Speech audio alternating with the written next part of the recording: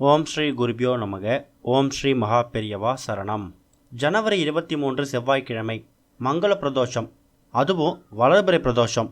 அன்னைக்கு தினம் உங்கள் வீட்டில் நீங்கள் எந்த தீபம் ஏற்றினாலும் சரி, இப்போ சொல்லக்கூடிய இந்த ஒரு பொடியை ஒரே ஒரு சிட்டிகை தூவி விட்டாலே போதும். உங்களுக்கு சுகபோக வாழ்க்கை கிடைக்கும், குடும்பத்தில் மகிழ்ச்சி உண்டாகும். சிவபெருமானை வணங்குறதுக்கு பல நாட்கள் இருந்தாலும் பிரதோஷம் அப்படிங்கிறது ரொம்ப ரொம்ப விசேஷமான ஒரு நாள். அதுவும் வளர்பிறை பிரதோஷத்தை நம்ம தவற விடவே கூடாது. செவ்வாய்க்கிழமைகளில் வரக்கூடிய பிரதோஷத்தை மங்கள பிரதோஷம் அப்படின்னு சொல்லலாம்.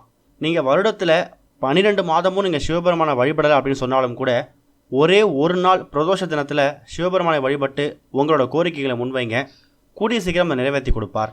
அப்படிப்பட்ட சக்தி வாய்ந்த பிரதோஷ தினத்தில் இப்போ நம்ம சொல்லக்கூடிய இந்த ஒரு பரிகாரத்தை நீங்கள் செய்கிறது மூலயமா உங்கள் வாழ்க்கையிலையும் ஒரு மகிழ்ச்சி ஏற்படும், சுகபோக வாழ்க்கை கிடைக்கும்.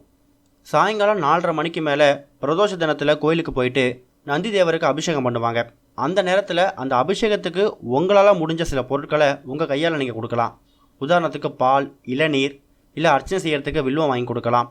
பிரதோஷத்தில் நந்தி தேவருக்கான அபிஷேகத்தை பார்த்துட்டு அதுக்கப்புறம் சிவபெருமானை வணங்கிட்டு கோயிலை சுற்றி வலம் வரும்போது ஓம் நமச்சிவாய் அப்படின்னு நீங்கள் சொன்னாலே போதும்.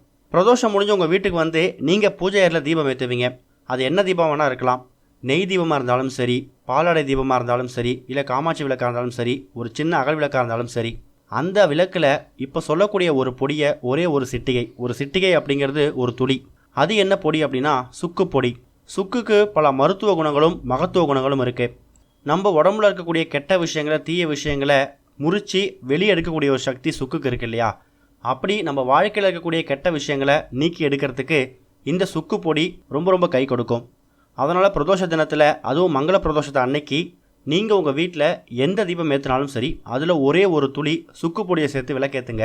கண்டிப்பாக உங்கள் வாழ்க்கையில் இருக்கக்கூடிய பல கெட்ட விஷயங்கள் நீங்கி உங்கள் குடும்பத்திலையும் சுகபோக வாழ்க்கை அமையும், குடும்பத்தில் மகிழ்ச்சி உண்டாகும். ஓம் ஸ்ரீ குருபியோ நமக. ஓம் ஸ்ரீ மகா பெரியவா சரணம்.